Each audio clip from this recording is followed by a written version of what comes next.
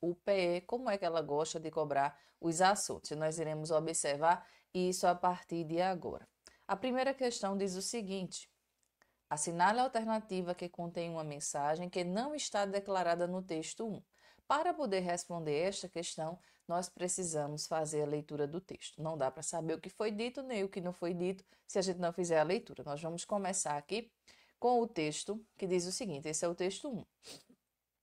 Toda cidade tem suas histórias, segredos, folclores e lendas. E em se tratando de Olinda, isso só tende a se potencializar. Patrimônio histórico e cultural pela Unesco, Olinda é uma cidade que respira hábitos próprios, não só no carnaval, mas em todos os outros dias do ano. Tanta vivacidade está presente que seu nome já virou até verbo, olindar. É palavra fácil para aqueles que querem curtir seus casarões históricos, caminhar pelas suas ladeiras, comer uma tapioca no Alto da Sé ou bebericar uma cerveja em um dos vários bares e botecos do sítio histórico. E, para traduzir um pouco dessa magia, seguem abaixo algumas curiosidades que você provavelmente não sabia sobre Olinda. O primeiro cometa a ser observado na América Latina foi identificado em 1860 pelo astrônomo francês Emmanuel Liais, no Observatório Meteorológico de Olinda, localizado no Alto da Sé, que não se encontra mais em funcionamento. Até hoje, o único cometa descoberto no Brasil. Esqueça Tiradentes. Antes do movimento Inconfidente de Minas Gerais, o sargento-mor Bernardo Vieira de Melo deu o primeiro grito em prol da independência nacional no Senado da Câmara de Olinda, no dia 10 de novembro de 1710, quase 80 anos antes dos mineiros. Fundada em 11 de agosto de 1827, a Faculdade de Direito de Olinda foi a primeira do gênero no Brasil. Há simultaneidade de criação de duas histórias históricas instituições. Porque a de São Paulo também foi criada em 1827. Entretanto, reconhece-se que ambas as faculdades, a de Olinda e a do Largo do São Francisco, em São Paulo, são as mais antigas. Não é à toa que se comemora o Dia do Advogado na data de fundação do curso da instituição. Mais tarde, em 1854, a faculdade passou a ser capital Recife. Passou, para a capital Recife. O centro histórico da cidade já foi abastecido por uma caixa d'água, que hoje serve de mirante, localizada no Alto da Sé. A obra em questão teve a assinatura do engenheiro Joaquim Cardoso, o mesmo que assinou vários projetos de Oscar Niemeyer, incluindo boa parte de Brasília. E, por isso, surgiu uma lenda de que o projeto da caixa d'água foi um rabisco descartado pelo arquiteto e que foi aproveitado pelo engenheiro. Vamos lá. A gente quer saber aquilo que não foi declarado no texto, ou seja, a gente vai procurar uma informação que é falsa, não é isso? Então, a gente tem o seguinte, primeiro ponto aqui que a gente tem é a letra A. O Observatório Meteorológico, ainda em funcionamento, se localiza no Alto da Sé. Você observando isso daqui, a gente vai lá no texto e vai olhar o seguinte, aqui lá nesse último parágrafo que diz assim, ó. O primeiro cometa a ser observado na América Latina foi identificado em 1860 pelo astrônomo francês Emmanuel Liais no Observatório Meteorológico de Olinda, localizado no Alto da Sé. Até aqui tudo bem. Que não se encontra mais em funcionamento. Ou seja, qual a alternativa que nós temos aqui como resposta? Já. Nós já temos a letra A, uma questão muito fácil de interpretação, de uma informação muito explícita. A banca pode cobrar na parte de interpretação os elementos que estão implícitos ou explícitos. No caso dessa questão, nós temos um conteúdo que está explícito. Está dito completamente. A gente vai ler as outras alternativas só por desencargo de consciência, mas nós já sabemos que a nossa resposta desta questão é a letra A, porque nós já temos aqui uma indicação de que o observatório não está em funcionamento e isso está dito no texto. Letra B. O ano de fundação da Faculdade de Direito de Olinda 1827 foi o mesmo da faculdade criada em São Paulo. Perfeito. Essa informação está no texto e diz, inclusive, que não se sabe ao certo qual das duas é mais antiga, porque as duas foram inauguradas no mesmo ano. Letra C. A tapioca do Alto do Sé é um dos pontos turísticos da cidade. Sim, fala no texto que ele tem aqui uma informação lá no texto, ele fala que o Alto da Sé, para petiscar, para beliscar nos bares que acontece, que tem lá no comecinho, tanta vivacidade, e o nome já virou Olindá, a palavra é fácil para aqueles que querem curtir os casarões históricos, caminhar, comer tapioca no Alto da Sé, bebericar. Esses são alguns dos pontos turísticos da cidade, tá? Então, também é uma informação verdadeira. E letra D, havia uma caixa d'água localizada no Alto da Sé, que hoje serve como mirante. Perfeito, essa informação também está no texto. E o dia do advogado é comemorado no dia 11 de agosto, que está lá, que foi o mesmo dia de fundação da universidade, aqui, ó. Fundada em 11 de agosto, a Faculdade de Direito de Olinda, parará, e aqui, ó, não é à toa que se comemora o dia do advogado na mesma data da fundação do curso da Universidade lá de Olinda, perfeito? Então, fácil, questãozinha muito fácil. Essa daqui não tinha nem como errar, né, minha gente? Vamos lá. Questão 2, que é o nosso gabarito. Questão 2 diz o seguinte. Numere a segunda coluna de acordo com a primeira, classificando as palavras destacadas em maiúscula na coluna direita em relação à acentuação gráfica. Nós vamos aqui relembrar quais são as regras básicas de acentuação gráfica. Nós já sabemos, e vocês também já sabem, quais são as principais regras, não é isso? Se não sabe, vai saber agora. E aí a gente vai fazer essa revisão aqui e depois a gente responde a questão. Primeira coisa que a gente vai fazer, isso é clichê toda aula que tem assunto e acentuação gráfica, a gente vai observar como as regras, como são, na verdade, as regras básicas de acentuação. A gente começa pelos monossílabos. Os monossílabos, que são somente, nós vamos observar as regras de acentuação dos monossílabos tônicos, que são aqueles que carregam um significado em si, perfeito? Então, para a gente levar em consideração aqui as regras de acentuação, nós vamos acentuar os monossílabos, que só tem uma sílaba, os que terminam em A, E, O, mais os ditongos abertos. Ok? Os exemplos, vou colocar aqui a palavra pá, pé, pó, céu, dói, réis, réus, entre outras opções. Além dos monossílabos, que não está sendo pedido aqui nessa questão, aqui ele pede somente paroxítona, proparoxítona e oxítona. Nós temos as regras de acentuação das palavras que são oxítonas. As oxítonas, assim, eu sempre costumo colocar um i não, né? O número 1 aqui, por quê? Porque sabendo que, deixa eu apagar aqui para ficar melhor. O número 1, por quê?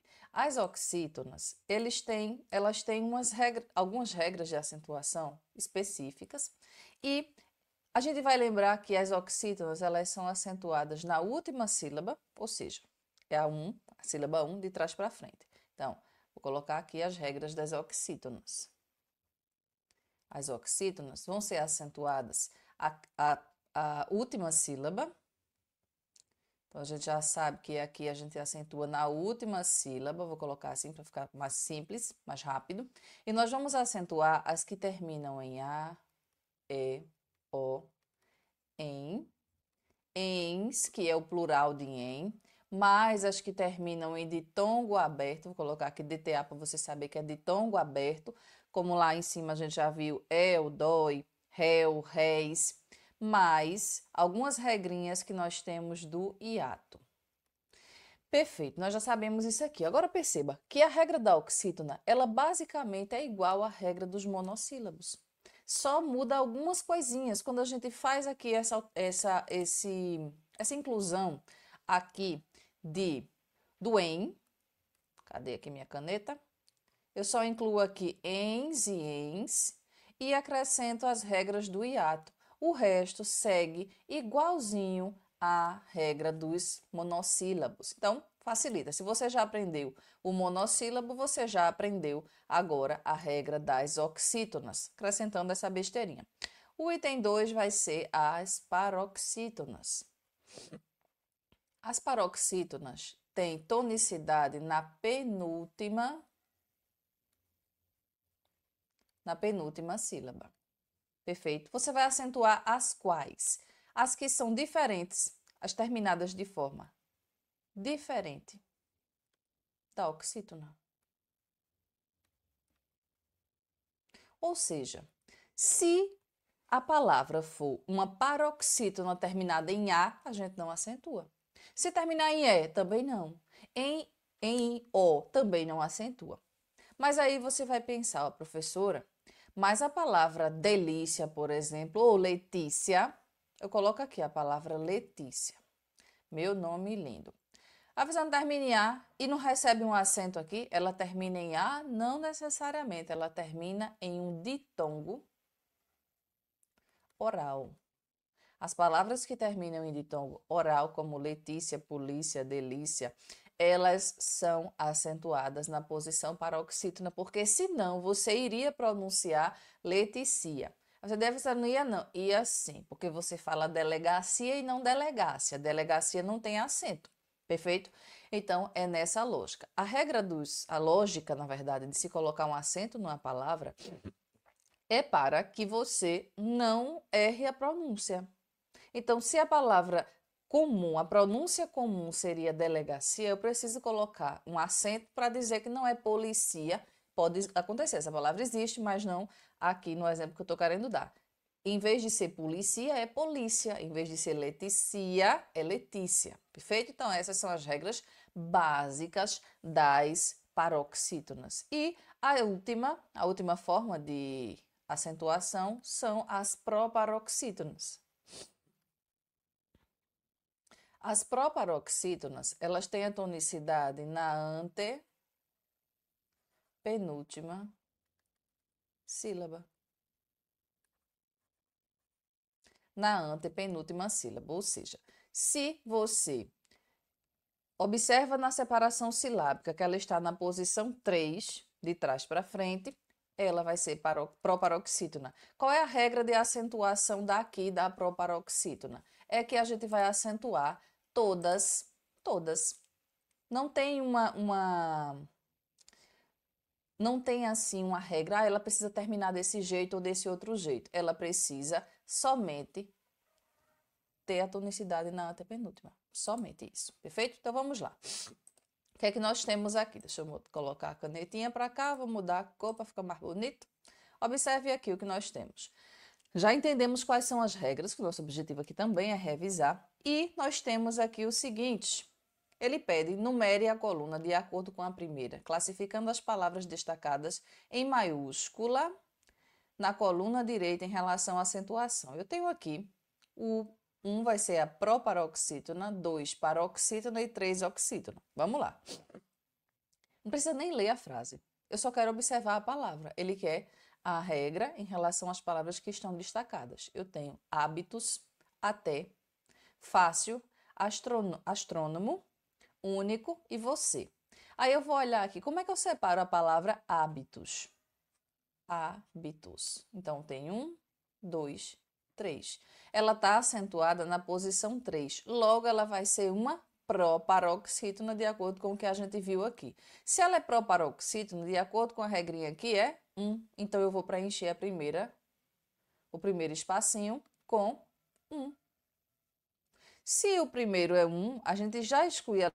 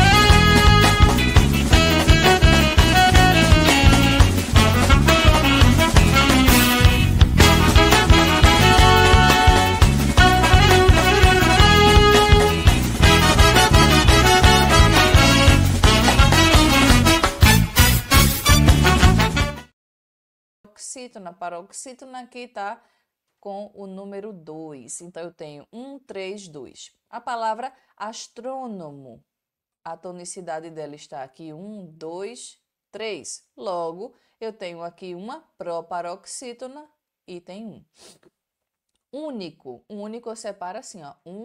Único.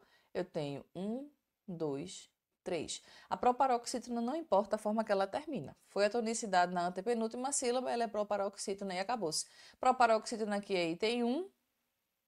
Então, eu também acrescento aqui item 1. Você é uma, ó, 1, 2. É uma oxítona. Oxítona lá na regra é 3. Qual é a sequência que nós temos? A sequência é 1, 3, 2, 1, 1, 3. 1, 3, 2, 1, 1, 3, letra B, nossa resposta. Fácil também essa questão de acentuação gráfica da banca UPE. Quais são as regras extras que nós temos de acentuação gráfica, que você precisa saber? As regras de acentuação dos hiatos. Se eu tenho um hiato na posição paroxítona, e essa letra lá, esse hiato, vem, que é uma vogal, né? O hiato é o encontro lá de duas vogais, mas que na divisão silábica cada um fica numa sílaba diferente, como é o caso aqui da palavra saúde. Saúde termina em E. Se fosse seguir pela regra geral, a gente não ia acentuar saúde, porque ela é uma paroxítona terminada em E. Só que na posição paroxítona, nós temos um hiato tônico. Ou seja, a sílaba tônica está ali na posição do hiato. Por isso que a gente vai acentuar a palavra saúde. Existem outras regras, por exemplo, com a palavra, veja, a palavra Luiz tem acento, não tem? E esse outro Luiz tem acento? Não tem. A regra do hiato diz o seguinte, que para um hiato receber um acento, ele precisa vir sozinho ou seguido de S, como é o caso da separação aqui de Lu, Is. Veja que ele está acompanhado de S. O que é diferente de Lu, Is, por quê? Aqui ele termina em Z. Na sequência vem um Z, por isso que ele não é acentuado. A mesma regra serve para raiz. Ó, eu tenho, a palavra se escreve assim. Raiz não tem acento, mas raízes tem. Por que raízes tem? Porque a gente separa assim, ó. O I fica sozinho. Ou seja, a regra de acentuação do hiato diz que ou ele vem sozinho para receber acento, ou ele vem seguido de S. Qualquer outra letra que vier, você não vai colocar o acento no hiato. O que nós temos mais de regra? Por exemplo, quando o hiato está na posição de uma oxítona e ele é tônico, você também vai acentuar, como é o caso da palavra baú. A gente lê assim, ó, baú. A professora, mas baú termina em U. U não é regra de oxítona. Sim, mas é regra de hiato. A mesma coisa acontece com Piauí. Açaí, saí. Perfeito? Então é isso. Isso aqui é a nossa revisão bem rapidinha, bem básica sobre acentuação gráfica. Tá com dúvida? Vai lá no site do Estou Preparado, nós temos aulas gravadas sobre este assunto e vai facilitar a sua vida e o seu entendimento. Perfeito? Vamos lá? Gabarito aqui, letra B. Questão também fácil. Qual outra forma que a banca pode cobrar? Ela pode pedir que você marque qual opção recebe acento pela mesma regra de outra palavra. Por exemplo, ela poderia dizer a você colocar a palavra hábitos e colocar nas alternativas outras palavras e pedir qual é a alternativa em que a palavra é acentuada pela mesma regra de hábitos. Então, você ia dizer, por exemplo, astrônomo. Se aí ela coloca a palavra fácil, fácil é uma paroxítona, terminada em ditongo. E aí ela poderia colocar outra paroxítona terminada de forma diferente, também nas alternativas. E aí você tinha de ir bem pontual na regra. Ela é acentuada por quê? Porque é uma paroxítona terminada em ditongo. Perfeito? Ou ela é acentuada porque existe um hiato, como é o caso de saúde. Beleza? Vamos lá? Seguindo para a próxima questão. Questão de número 3 diz o seguinte. Observe o segmento. Surgiu uma lenda de que o projeto da caixa d'água foi um rabisco descartado pelo arquiteto. Em relação ao termo destacado, assinale a alternativa cujo termo não tem o mesmo significado deste. Esta questão está vinculada a um assunto que a gente chama de significação das palavras. É a parte da semântica da língua portuguesa. No seu edital pode vir significação contextual das palavras ou somente significado das palavras. Outra coisa que vem, outro conceito que pode vir na sua prova são as relações de sinonímia, antonímia, de paronímia, homonímia. Todo esse assunto vem dentro do mesmo conteúdo, que é essa parte da semântica. Nós vamos responder essa daqui que só pede uma troca de uma palavra. Se ela está pedindo uma palavra que não tenha o mesmo significado, ou seja, ela não quer uma palavra que seja sinônima, tá? Por quê? Porque nós temos os nomes, ela poderia trazer uma palavra que não seja sinônimo ou pedir o sinônimo daquela palavra, que aí eu teria os sentidos específicos. Por exemplo, vou colocar aqui. Você já sabe que o sinônimo são palavras com sentidos equivalentes. O antônimo são palavras com sentidos opostos. Opostos não significam diferentes, significam opostos. Ou seja, uma coisa é o oposto da outra. Eu digo feio e bonito. O que é diferente de eu dizer, por exemplo, feio e baixo. São características apenas diferentes, tá? Então, a banca pode trazer questões desse tipo para confundir você. Além disso, nós temos o conceito de parônimo ou de relação de paronímia. Pode vir na sua prova pedindo, por exemplo, a relação sinonímica. Sinonímia, a relação de sinonímia. Uma relação sinonímica, não tem problema, pode vir assim. Uma relação de antonímia, uma relação de paronímia, homonímia, hiperonímia, hiponímia. Às vezes era muito nome, eu não vou me lembrar. Devagarinho, devagarinho que vai dar. né? Vamos lá, vocês estão aqui onde?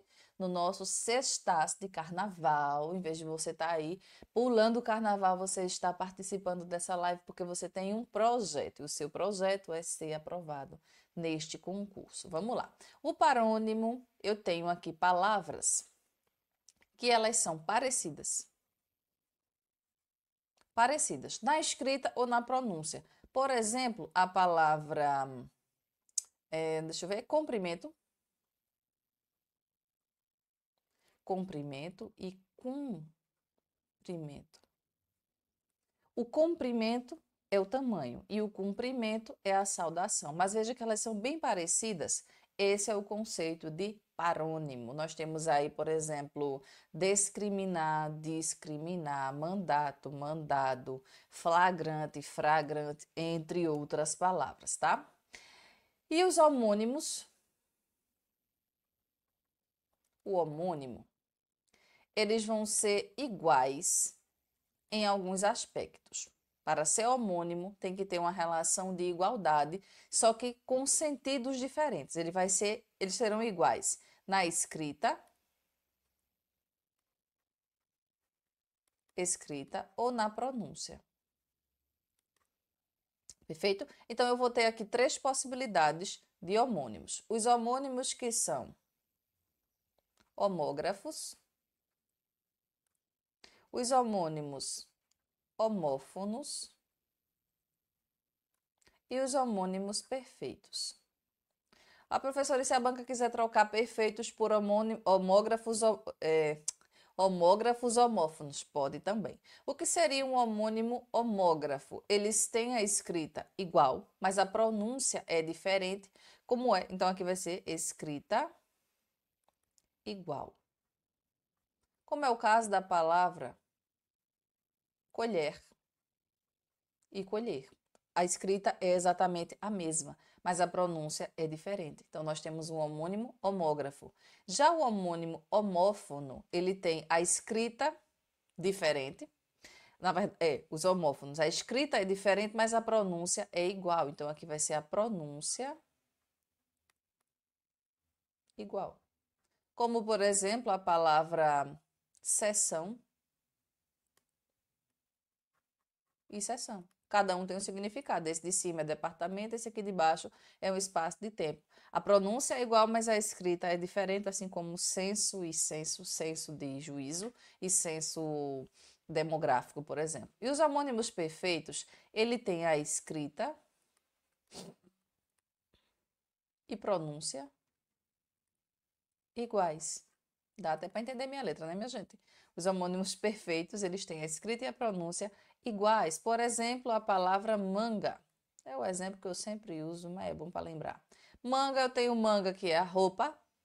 A manga da minha blusa é curta e a manga fruta, a manga é doce. Percebam que a gente vai saber a diferença apenas pelo contexto, tá? Temos também uma relação. Isso aqui, olha, a questão não fala exatamente disso. Ela fala de sentido das palavras. Mas eu preciso saber esses conceitos porque esses conceitos também aparecem nas suas provas. Um outro conceito é de hiperônimo e hipônimo. É basicamente o seguinte: no hiperônimo é um grupo maior. É um grupo maior, um grupo genérico. E o hipônimo é um grupo menor. Vou colocar aqui maior e aqui é um grupo menor. Lembra, é como se fosse assim, eu tenho um conjunto e esse conjunto aqui eu tenho divididinho aqui, ó. Dentro desse conjunto eu tenho subconjuntos. Esse conjunto grandão aqui é o hiperônimo. E esses pequenininhos que estão aqui dentro são os hipônimos. Vai precisar de aula de matemática, na aula de português é esse mesmo. Você é sabido. Então, esse conjunto aqui, é, por exemplo, eu vou pegar um hiperônimo, que eu vou chamar de fruta. E aqui eu vou pegar um hipônimo, que eu vou chamar de maçã, de uva, de pera. Perceberam que é um hipônimo e hiperônimo? O hipônimo é o grupo maior. E o hiperônimo, né? E o hipônimo é aquele grupo pequeno, é aquela caracterização menor. Então, eu tenho o grupo de frutas, que é o grupo grande. Então, dentro do grupo de frutas, eu tenho maçã, banana, laranja, uva. Então, essas palavras são hipônimos de frutas. Posso ter um hipônimo, por exemplo, para banana. Ah, professora, mas banana não é um hipônimo? Eu posso ter outros hipônimos baseados nele? Sim, porque eu tenho outras subdivisões de banana. Tem banana prata, banana maçã, banana caixão, banana comprida, banana da terra, que é tudo a mesma coisa. Da terra e comprida é a mesma coisa, né? Não sei, se não for, me diga. Mande aí no chat, né? Mande no chat, professor, é a mesma coisa? Não. Aí você me explique se você é especialista nesse negócio, tá? Então é basicamente isso. Isso aqui é para a gente entender esse assunto. Mas vamos lá para a questão. Ele quer, basicamente, um termo que não signifique descartado. Não significa descartado. Então, ó, vamos ler o trecho. Surgiu uma lenda de que o projeto da caixa d'água foi um rabisco descartado pelo arquiteto. Foi desprezado? Desprezado, descartado tem a mesma lógica. Ignorado também. Desconsiderado? Valorizado? Não. Se ele fosse valorizado, ele não tinha sido descartado. Relegado? Exatamente a mesma coisa. Todas as palavras significam a mesma coisa. Ô, professora, e se eu não soubesse o significado de relegado, por exemplo? Você sabe o significado de valorizado, não sabe? Às vezes, mano, você sabe, você tem que responder assim, olhe. Não sei o significado dessa, mas eu sei o dessa. Essa daqui não significa descartar, significa outra coisa. Observe que as outras coisas são ruins, ó, desprezar, ignorar, desconsiderar, é tudo coisa ruim. A única coisa boa que a gente tem aqui é valorizado. Logo, isso aqui se opõe ao que foi dito. Aí a gente marca como nossa alternativa, gabarito letra D. É assim que você responde questões de significação contextual das palavras. É impossível eu te ensinar o significado de todas as palavras, até porque eu também não sei o significado de todas as palavras. Não tem como eu saber, nem você saber. Mas você, claro, que quanto mais você lê, quanto mais você estuda, mais você vai ter o seu vocabulário ampliado e isso vai facilitar na hora de responder as questões. E aí você vai procurar uma palavra que se parece com a outra, aí eu sei o significado dessa, aí você vai anotando ali, vai descartando o que puder descartar e no fim você escolhe aquilo que faz sentido, nesse caso, nossa letra D. Perfeito? Questão 4 diz o seguinte: observe o fragmento do texto abaixo, que diz assim: seguem abaixo algumas curiosidades que você provavelmente não sabia sobre Olinda. Se o termo destacado estivesse no plural, o verbo saber, no presente do indicativo, estaria correto, o que se indica na alternativa. É uma questão de reescritura de frase, mas é também uma questão de morfologia, morfossintaxe. Que é isso? A banca quer que você saiba como é a forma de conjugação do verbo saber no presente do indicativo, na terceira pessoa do plural, que seria vocês. Ah, professora, mas vocês não é segunda? É.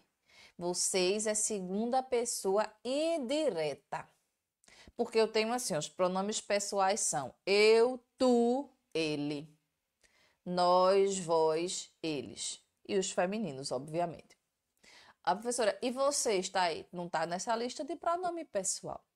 E por que você não está no pronome, na lista de pronome pessoal? Porque ele não é um pronome pessoal.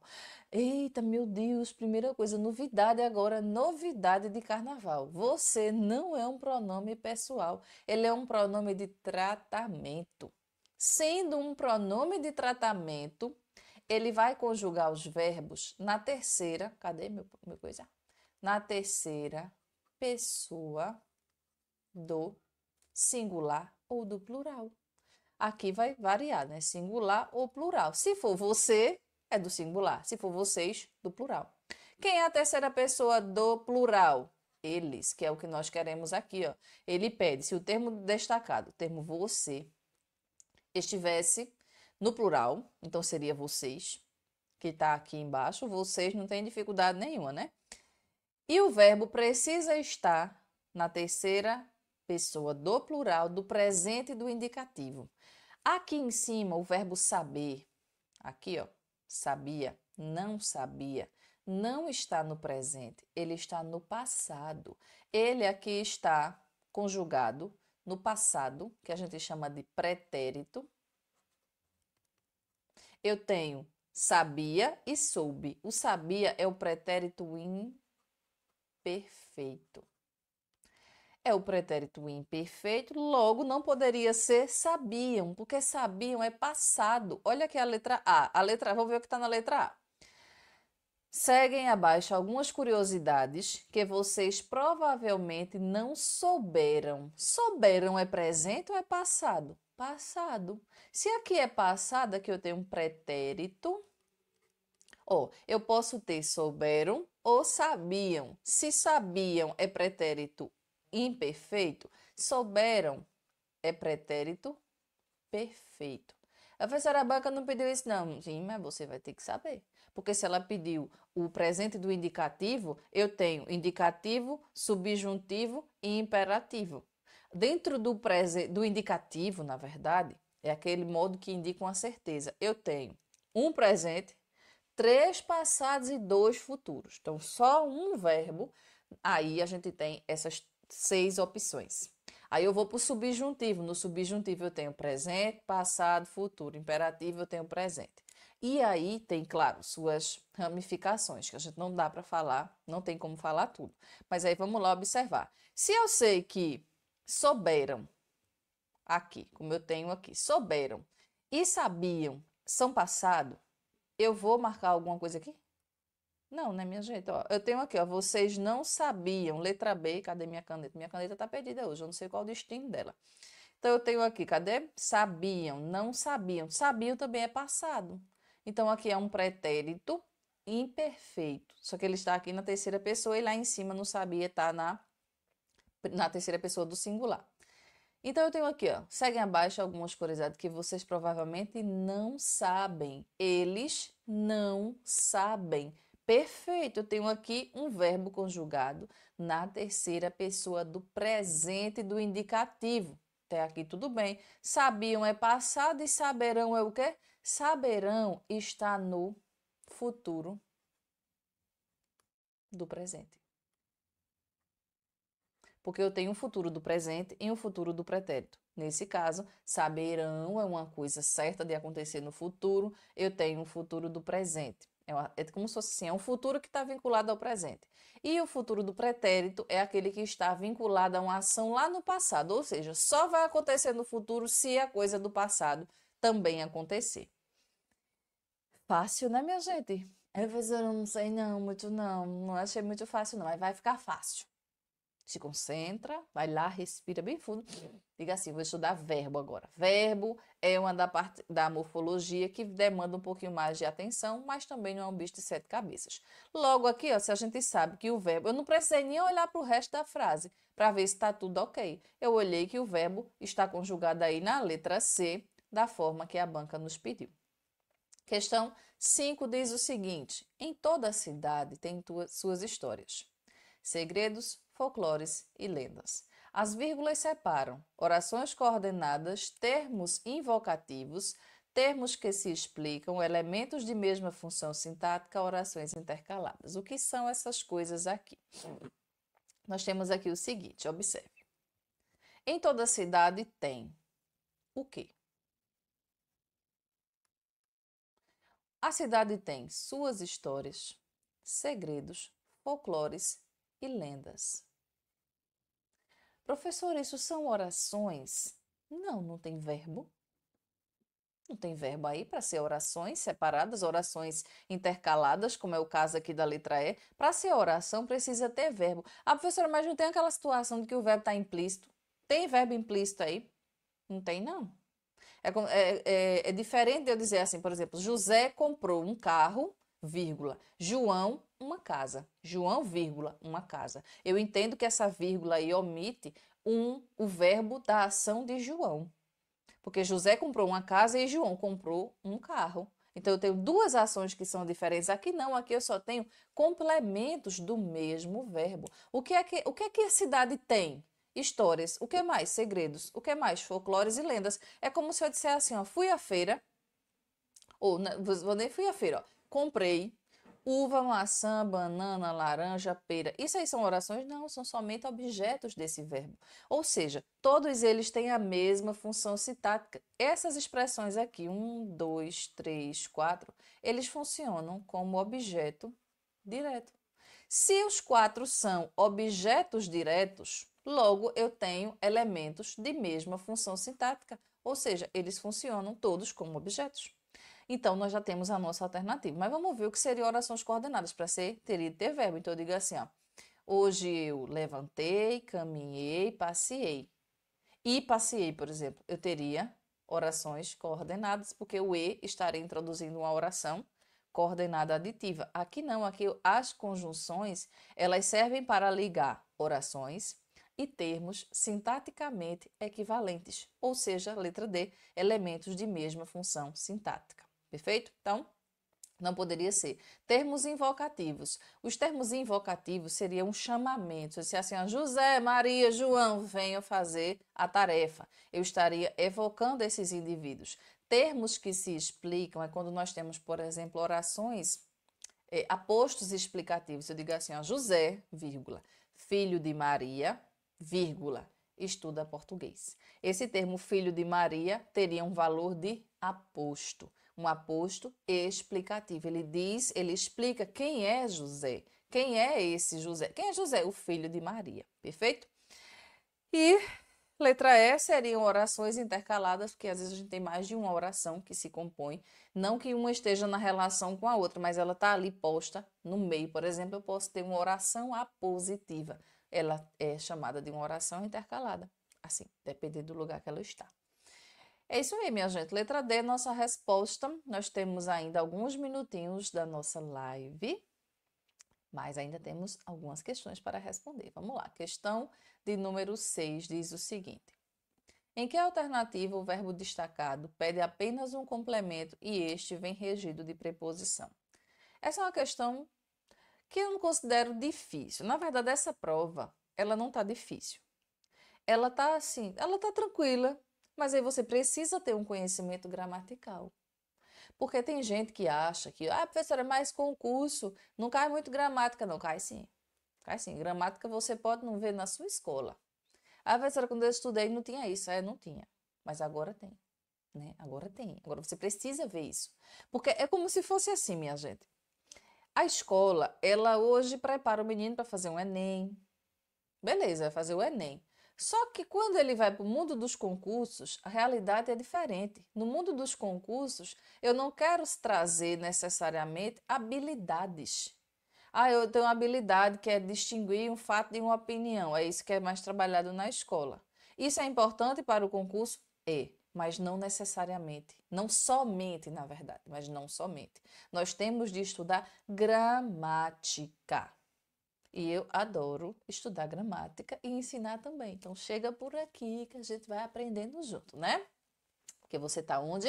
No melhor do Brasil, não estou preparada aqui. Nós temos aulas direcionadas aos assuntos, aos conteúdos do seu edital, para que você fique muito bem preparado para ser aprovado na prova que você deseja, em qualquer concurso que você deseje. Então, vamos lá, voltando aqui para a gramática novamente. Em que alternativa o verbo destacado pede apenas um complemento? Complemento de verbo nós só temos dois tipos, que são objeto direto e objeto indireto. Esses são complementos de verbos, tá? Então, ele pede um complemento que venha regido de preposição, logo ele quer um objeto indireto, tá? Então, eu tenho objeto direto e o objeto indireto. Esse daqui é com preposição. E o outro é sem. Professora, tem verbo que tem dois objetos? Tem. Tem verbo que tem dois objetos, um direto e um indireto. E outros que podem ter mais de um objeto direto, mais de um indireto, como foi o caso da questão anterior. O verbo que pede um objeto direto, um ou dois, não importa, que pede objeto direto, ele é transitivo direto. O verbo que pede um objeto indireto é transitivo indireto. O que pede dois complementos, um direto e um indireto, ele é transitivo direto ou indireto, ou a gente também pode chamar de bitransitivo. Os verbos que não pedem complementação são chamados de intransitivos. Pronto. Aí agora a gente vai procurar uma alternativa em que eu tenha um verbo e tenha um objeto indireto, que é aquele que vem com preposição. Eu tenho aqui, esqueça Tiradentes. Tem preposição aqui? Não. Esqueça Tiradentes, eu tenho somente um objeto direto. Esqueceu o quê? A pergunta é essa. Esqueceu o quê? Tiradentes. Objeto direto a gente não marca a letra E, porque ele pede aquele que só tem um complemento e esse complemento vem com preposição. Letra B. A obra em questão teve a assinatura do engenheiro Joaquim Cardoso. Teve o quê? A assinatura. Veja que aqui, esse a que está aqui não é uma preposição. Isso aqui é somente um artigo. Se fosse a assinatura, em vez de assinatura, fosse, por exemplo, o selo. Teve o selo do engenheiro Joaquim. Percebe que ficaria só o "o". Se ficar só o "o", quer dizer que ali não tem preposição. Logo, isso daqui, o termo assinatura, é um objeto direto. Professora, do engenheiro é um objeto indireto? Não. Aqui eu tenho um complemento nominal, porque ele acompanha o termo assinatura e não o verbo ter. Então, a gente não vai marcar aqui também, porque aqui o verbo pedir um objeto direto. Letra C. Toda cidade tem suas histórias, segredos e lendas. A gente já viu isso na questão anterior. Aqui ele tem o quê? Suas histórias, segredos e lendas. Todos esses são objetos diretos. Logo, a gente não vai marcar aqui porque eu tenho objeto direto e a banca quer objeto indireto. Letra D. Comer uma tapioca. A pergunta é comer o quê? Uma tapioca, objeto direto também. De que você provavelmente não sabia? Não sabia o quê? Não sabia sobre o quê? Sobre é uma preposição, logo aqui eu tenho um objeto indireto, por isso que esse é o nosso gabarito. Vamos lá? Questão 7. Sobre os termos nele destacados, assinale a alternativa que indica uma declaração correta. Os termos destacados são todavia e entretanto. Fácil. Todavia, entretanto, são conjunções adversativas. Nós temos mais, contudo, todavia, entretanto, no entanto, porém. Eu sei que essas palavras elas têm valor adversativo, mas nunca respondo uma questão de conjunção, do valor da conjunção, sem ler o texto. Nunca responda. Por quê? Às vezes o texto é colocado ali e a conjunção ela é trocada, ela tem um sentido diferente naquela situação. Leia e perceba se o valor que ele traz, que ela traz, na verdade, é aquilo que a banca propõe, tá? Então vamos ler ali. Fundada em 11 de agosto de 1827, a Faculdade de Direito de Olinda foi a primeira do gênero no Brasil. Todavia, há simultaneidade de criação de duas históricas instituições. Todavia o quê? Ou seja, eu disse isso, mas eu disse outra coisa. Então, o valor que eu tenho aqui é de oposição.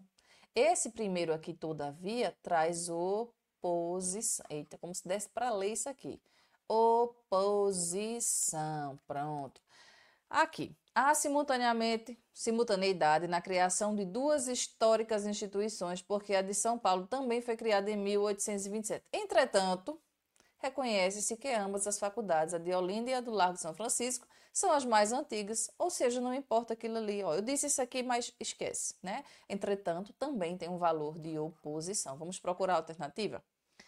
Sobre os termos nele destacados, assinala a alternativa que indica uma declaração correta. Letra A. Ambos ligam orações e exprimem a ideia de adição? De jeito nenhum. A ideia de oposição. A gente só vai procurar a alternativa. Letra B. Apenas o primeiro exprime ideia de adição. C. Ambos ligam orações e exprimem uma ideia contrária ao que foi anteriormente declarado. Perfeito. Ideia contrária é ideia oposta, é oposição. Gabarito aqui, letra C, de coisa linda, minha gente. Coisa linda, assim como sua professora de português. Vamos embora.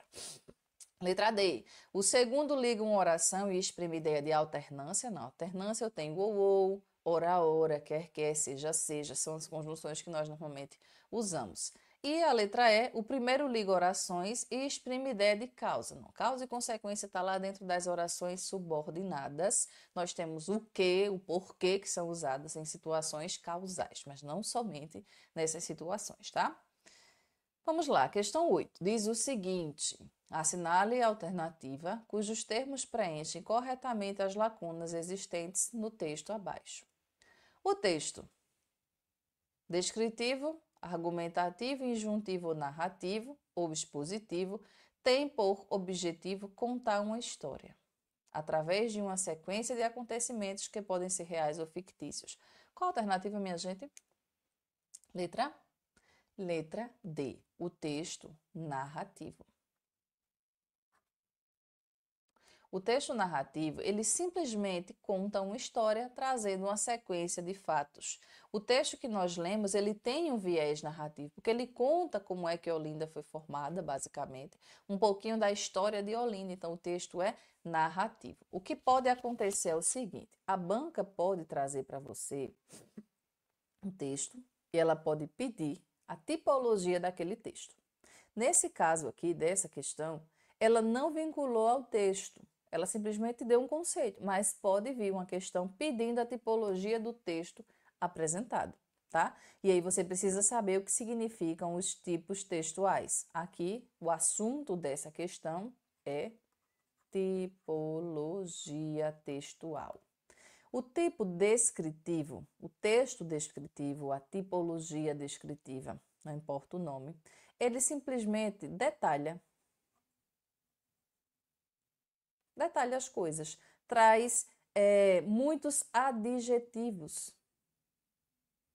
O texto descritivo ele simplesmente serve para descrever as coisas. Tá? Um gênero comum do texto descritivo, por exemplo, um cardápio, um guia de viagem, tem só ali a descrição das coisas, tá? E o texto argumentativo, ele está dentro de um grupo de texto dissertativo.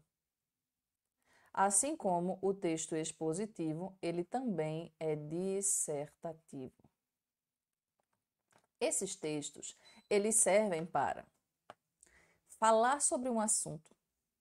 Só que aqui você não fala somente sobre um assunto, ele traz posicionamento. Como o próprio nome diz, o nome diz que ele é um texto argumentativo, logo ele traz argumentos, posicionamento, defesa de ponto de vista. E o dissertativo expositivo, eles apenas informa. Então, aqui eu vou ter dados estatísticos, números, informações, apenas uma informação sem muita coisa, sem necessidade de convencimento. O que diferencia o argumentativo do expositivo é somente isso. Um se posiciona, existe uma defesa de um ponto de vista e o outro não. E o texto injuntivo, ele serve para dar orientações. Ele também é chamado de instrucional, ou seja, é um texto que dá instruções. Eu já coloquei orientações, mas ele pode vir com o nome de instrucional lá na sua prova, tá? Traz orientações, os verbos normalmente são no imperativo, faça isso, o próximo passo, compre isso, também é muito usado nas propagandas porque ele dá ordem. E o texto narrativo, ele meramente conta uma história. Ele conta uma história que tem personagem, enredo, tempo, espaço, narrador. É só você pensar nisso. Só está contando uma história, tem uma sequência de fatos, é um texto narrativo, como está posto aí na nossa questão. Fácil, né, minha gente? Gabarito aqui, letra D de diva. Questão 9 e 10, nós temos outros textos. Mas veja que essa banca estava muito de boa, muito na paz, que ela trouxe somente um texto maior e depois ela trouxe outros 4 textos, mas muito pequenos. E aí esses 4 textos vão servir para responder 2 questões. Sobre a crase, assinale a alternativa correta. Os textos que nós temos, a gente vai ler o texto só para ler mesmo, depois a gente vai precisar voltar para observar algumas coisas. Mas ele pede o seguinte: o texto 2 diz o seguinte: a resposta mais saudável à vida é a alegria. Não leve a vida tão a sério, afinal ninguém sairá vivo dela. Texto 4. Não tenha medo de amar todas as versões que te compõem. E 5. Todos os caminhos levam à morte. Perca-se. Muitos conselhos positivos aqui pela banca. A banca PE estava assim, o concurseiro já todo lascado. Aí lê um negócio desse aqui. Não leva a vida tão a sério, afinal, ninguém sairá vivo dela. Nossa, que motivação, minha gente. O cara que escreveu essa prova, ele disse assim: deixa eu perturbar a cabeça dos meus concurseiros. Vamos lá. Sobre a crase, assinala a alternativa. No texto 2, a crase se justifica pela presença do artigo a e da preposição. Minha gente, a crase em si, ela é o que mesmo? Exatamente o que está sendo dito na alternativa A. Eu tenho aqui a presença de um artigo e a presença de uma preposição. Ó, vamos lá observar. Quando eu digo assim, ó, a resposta mais saudável, é a resposta mais saudável a quê? É resposta a algo. Em resposta a algo, tá? Então eu tenho esse a que pertence a essa expressão, a resposta mais saudável. Beleza. Saudável a quê? A vida. Vida é uma palavra feminina e admite o artigo a. Se em vez de vida eu colocasse assim, amor, por exemplo, a resposta mais saudável ao amor. Percebe? Não seria a resposta mais saudável, o amor é a alegria. A resposta mais saudável ao amor. Se virou ao aqui, isso significa que eu tenho uma preposição que foi pedida por um nome ou por um verbo e a existência de um artigo que é vinculada a uma palavra feminina, perfeito? Então, nós temos aqui a letra A, a gente já tem nossa resposta, tá certinho aqui a explicação na letra A. Vamos ver por que os outros itens estão errados. Letra B diz o seguinte, no texto 3, a sério, poderia existir crase. E isso não seria uma incorreção gramatical. É claro que está errado, minha gente. A sério. Sério não é uma palavra masculina. Sério não é masculino? É. Se é masculino, não tem crase. Regra básica. Ah, professora, mas existem exceções. Existe, mas essa não é uma. A exceção existe quando eu tenho palavras masculinas que estão implícitas, como a moda de, a expressão a moda de. Tipo, digo assim, por exemplo, um frango a jacan. É um frango feito à moda de jacan. Jacan é um chefe, então aí tem a crase, tá? Porque eu tenho um termo que está implícito. Ele mora a Miguel Arraes. Miguel Arraes é o nome de uma avenida aqui na minha cidade. Então, ele mora a Miguel Arraes. Ele mora na avenida. Esse a avenida, ou ele vai à avenida, na verdade. Ele vai à avenida, vai ter crase? Vai ter crase, porque quem vai a algum lugar e a avenida está implícito. Eu digo, ele vai à Avenida Miguel Arraes. Ele vai a Miguel Arraes. Deu para entender, né? Termo masculino com uma expressão feminina implícita. Então, não poderia utilizar aqui letra B. Letra C. O texto 4, em todas as versões, não existe crase por haver a presença apenas de preposição. Não, minha gente, isso aqui é um artigo. Todas o quê? Todas as versões. Se fosse modelo, ia ficar todas as modelos? Não, até porque se existisse somente preposição, isso aqui não estaria no plural, porque preposição não varia, né? Então seria assim, ó, toda a versões. Aí tá errado, né? Porque esse as aqui é um artigo e não uma preposição. Por isso que tá errado a letra C. Letra D. No texto 2, a crase é facultativa. Vamos lá no texto 2. Texto 2. A resposta mais saudável à vida, não, minha gente. Aqui a crase é obrigatória, porque a expressão a resposta exigiu uma preposição, e se o termo que vem na sequência é feminino, a crase é obrigatória e não facultativa. Quando é que acontece crase facultativa? Diante da preposição até, por exemplo, tá? Por quê? Porque até é uma preposição. A regra é de que não existe crase diante de outra preposição, mas até é uma exceção, então a crase lá é facultativa. Também diante de pronomes possessivos femininos como sua, nossa, também é facultativo, e diante de pronomes de tratamento como senhora, senhorita. A crase é facultativa. Na letra E diz o seguinte, no texto 5, em levam à morte, existe a presença apenas do artigo daí haver crase, o Brasil. Se tem a crase, como é que isso aí é só o artigo, minha gente? Se tem a crase é porque tem a preposição e um artigo. A professora, mas existe a situação de que não acontece isso? Existe, porque a crase pode acontecer com pronomes demonstrativos, por exemplo, aquele. Eu me refiro àquele homem. Eu me refiro. Quem se refere a alguém. Eu me referi a quem? Àquele homem. Então, pode haver a fusão da preposição com um pronome demonstrativo. Acontece também com os pronomes relativos e existem exceções quando eu tenho expressões adverbiais, como, por exemplo, à direita, à esquerda, à frente. Eu vou ter o uso da crase aqui, independentemente de haver uma regência ou não. Aqui a expressão em si já carrega essa crase, tá? Então, gabarito aqui letra A, como nós já tínhamos visto. E para encerrar, nossa questão de número 10, que diz o seguinte: a resposta mais saudável à vida é a alegria. Os termos destacados em maiúsculas são exemplos de, veja, é um exemplo de concordância nominal. A vida está concordando com alguém? É uma relação de concordância verbal, de regência nominal ou de colocação pronominal. Colocação pronominal está ali, ó, próclise, mesóclise, ênclise.